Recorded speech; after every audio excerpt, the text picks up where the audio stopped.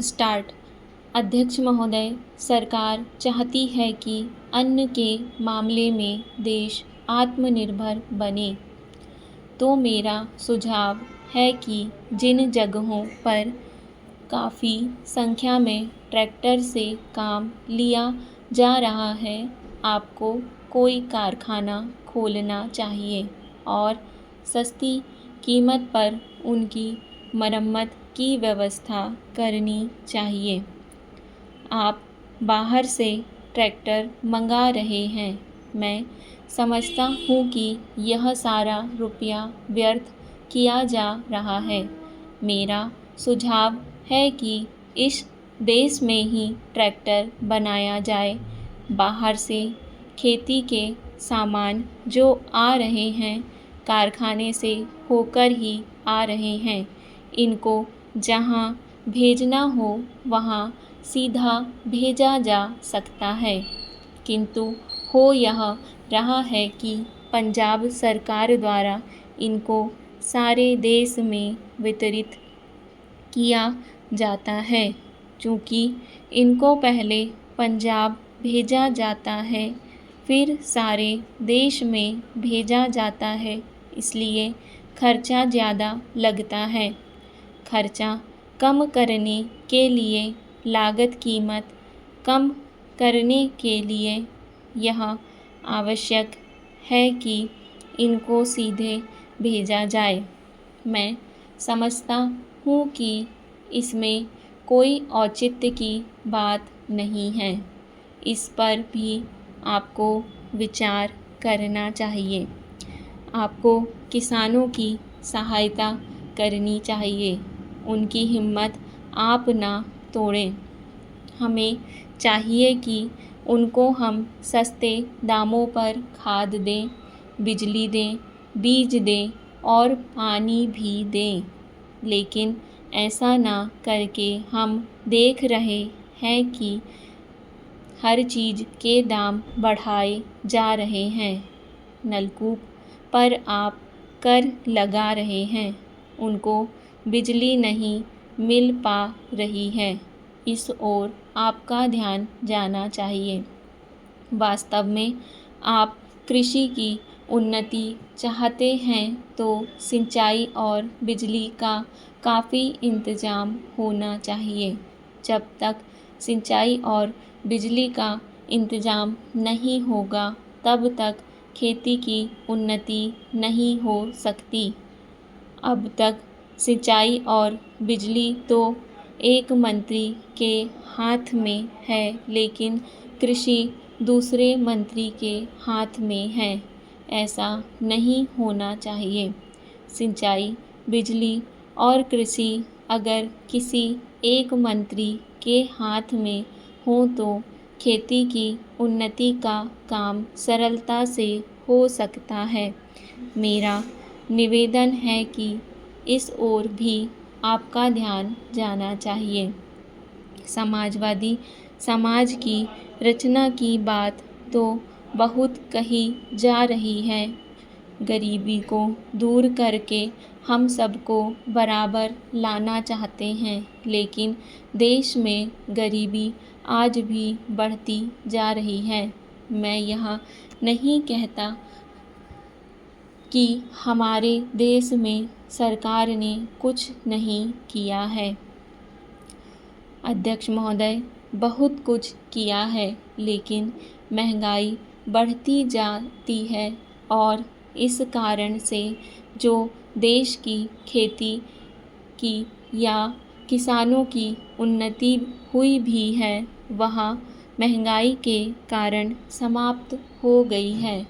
तो ऐसी स्थिति में अगर हम किसान को अन्न की, उसके पैदावार की कीमत अधिक नहीं देंगे, तो हमारे देश का कल्याण नहीं हो सकता है। मैं कोई यह नई बात नहीं कह रहा हूँ। पहले अमेरिका में यही किया गया, जब वहाँ पर खाद्य समस्या के कारण लोग परेशान थे। हमारे यहाँ भी उसी से कल्याण होगा।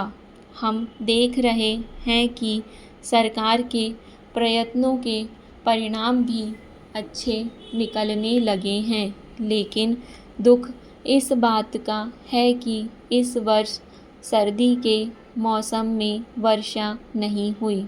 फलस्वरूप इस वर्ष जो पैदावार है वह उतनी नहीं है। इसका कारण वर्षा का ना होना है। कुछ लोग कहते हैं कि इस वर्ष भी जो पैदावार है पिछले वर्ष की पैदावार के बराबर हो जाएगी, लेकिन अगर वर्षा हो जाती है तो निश्चय ही हमारी स्थिति बहुत अच्छी हो जाती है। मैं देखता हूँ कि इस वर्ष गल्ले की कोई कमी नहीं है, इसलिए मैं समझता हूँ कि गल्ले को एक जगह से दूसरी जगह ले जाने में जो रोक लगाई गई है उसको हटा लेना चाहिए। अभी हमारे राज्य में बड़ा अकाल पड़ा हुआ है, लेकिन वहाँ पर गल्ला भेजने की कुछ व्यवस्था की गई है और लोगों को गल्ला मिल रहा है। इसका परिणाम यह हो रहा है कि कोई भी आदमी भूखा नहीं मर रहा है। पिछले 2 वर्ष में कोई आदमी भूखा नहीं मरा। यह हमारे देश की सरकार के लिए बड़े ही संतोष की, बड़े ही गर्व की बात है। यदि अन्न की उपज हमें बढ़ाना है तो हमें पानी का इंतज़ाम करना चाहिए।